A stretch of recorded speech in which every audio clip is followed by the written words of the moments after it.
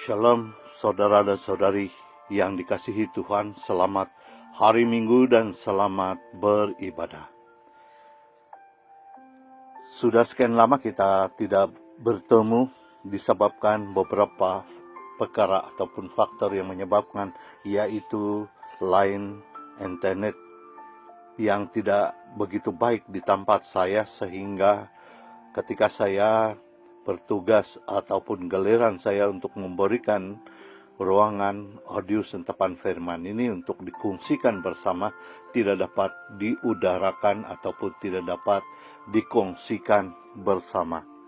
Terima kasih kepada pihak pengelola yang memberi ganti perkongsian itu dengan mengudarakan renungan Fresh Juice dan Pelita Hati.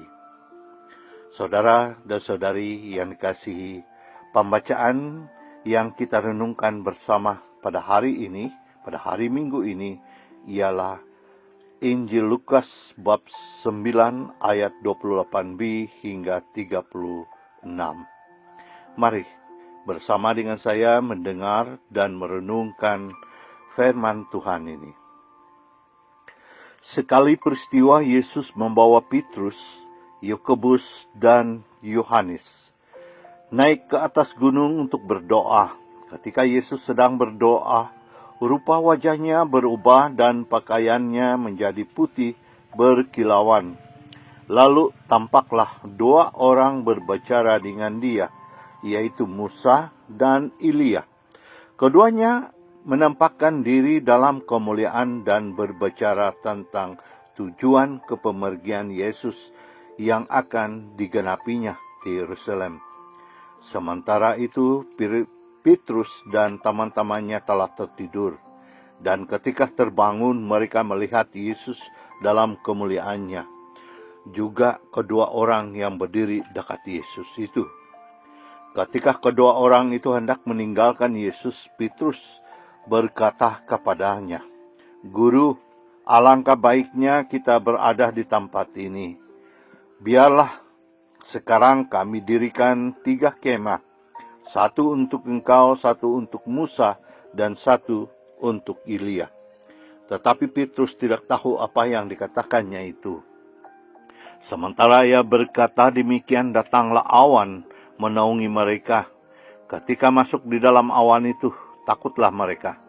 Lalu terdengar suara dari dalam awan itu yang berkata, "Inilah putra yang kupilih, dengarkanlah dia." Ketika suara itu terdengar, tampaklah Yesus tinggal seorang diri. Murid-murid itu pun mersiakannya, dan pada masa itu mereka tidak menceritakan kepada siapapun apa yang telah mereka lihat. Injil Tuhan, terpujilah Kristus.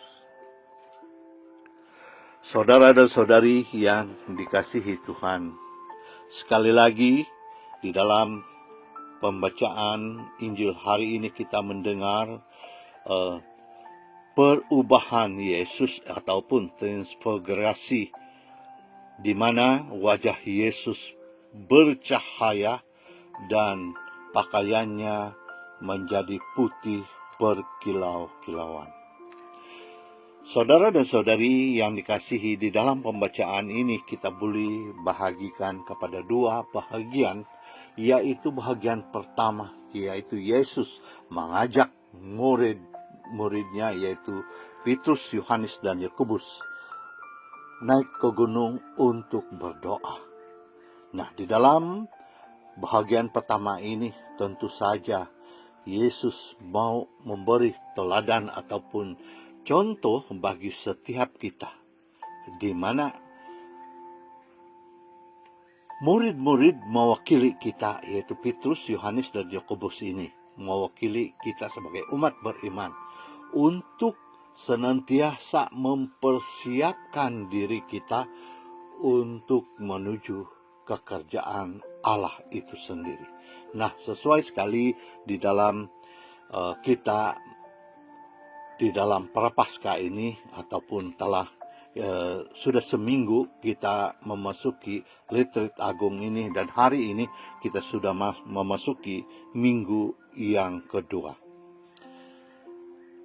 Nah, saudara dan saudari yang dikasihi Tuhan, di dalam Yesus berubah rupa, Yesus, Musa, dan Ilya telah berbicara mengenai perjalanan Yesus itu memasuki Yerusalem.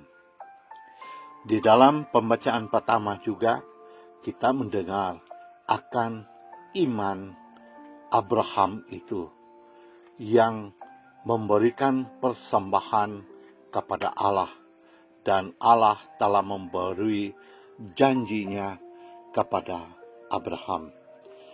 Dan di dalam di dalam pembacaan yang kedua, kita mendengar seperti Paulus menasihati umat-umat di Filipi untuk senantiasa di dalam kasih Tuhan, yaitu senantiasa memuliakan Allah dan senantiasa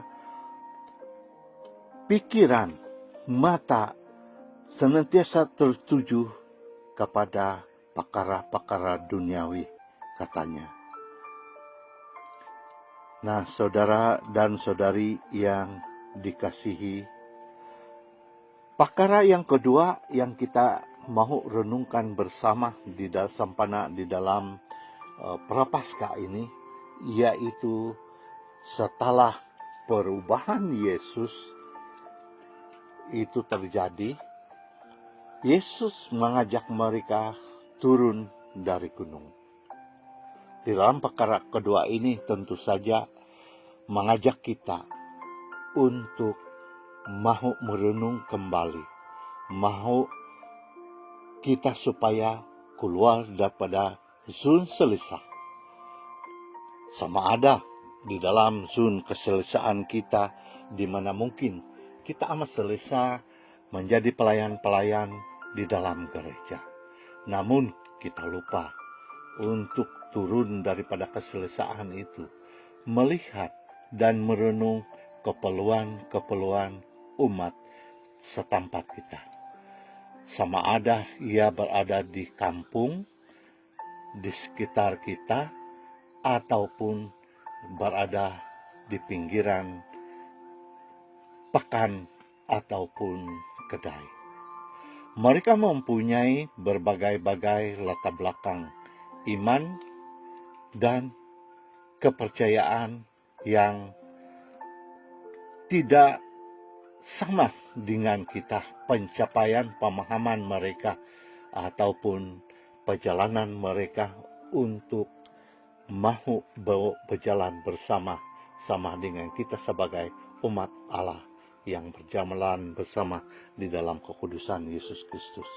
Saudara dan saudari yang dikasihi Tuhan, perkara yang kedua juga di dalam hal kedua ini, yaitu Tuhan mau mengajak kita keluar daripada keselesaan di dalam kenikmatan kita di dunia ini. Sama ada itu di dalam pekerjaan yang begitu menggembirakan, ataupun bisnis kita dan sebagainya, keuangan kita yang makin melimpah dan sebagainya. Namun kita lupa untuk memandang orang lain, orang yang berkekurangan, orang yang miskin. Saya percaya bahwa masih banyak di antara kita berpikiran, dalam bentuk apa saya boleh bantu orang-orang miskin. Saudara dan saudari yang dikasihi, tentu saja kita boleh membantu daripada segi duit uang ringgit. Namun jauh lebih penting adalah bantuan doa dan juga perbuatan kita. Mari kita mau berjalan bersama, mau melihat umat-umat di sekeliling kita, apa keperluan mereka. Begitu juga bagi rekan-rekan yang melayani di dalam gereja. Mungkin selama ini kita hanya sibuk untuk mengatur program itu, program ini, sehingga kita merasa yang kita ini orang yang terbaik. Namun kita lupa sebenarnya mau bersama-sama dengan mereka dan mau menerapkan yaitu wawasan di dalam keuskupan kita, terutamanya di keuskupan Keningau ini, yaitu berjalan bersama di dalam kesetiaan, kekudusan Tuhan Yesus Kristus. Saudara dan saudari yang dikasihi Tuhan, semoga dengan kita sudah memasuki di minggu kedua di dalam retreat agung kita, yaitu Prapaskah ini, kita sekali lagi mau mempertingkatkan renungan atau retreat ataupun imbas kembali di mana kita sudah berada, di mana kita di dalam kasih Tuhan. Jangan kita menganggap bahwa kita sebagai pelayan, kita sudah menjadi ataupun kita berada di zona selisih sehingga orang lain tidak perlu menegur kita, orang lain tidak perlu kita mendengar, dan sebagainya. Saudara dan saudari yang terkasih, semoga dengan pemenungan yang kita renungkan bersama ini dapat menginspirasikan kita untuk sekali lagi untuk lebih rapat atau intim dengan Tuhan. Terutama sekali mari kita mohon kuasa Roh Kudus untuk membantu kita untuk mau merenung dan melembutkan sikap-sikap kita yang selalunya ego dan tidak mau mendengar ataupun menerima teguran dari siapapun.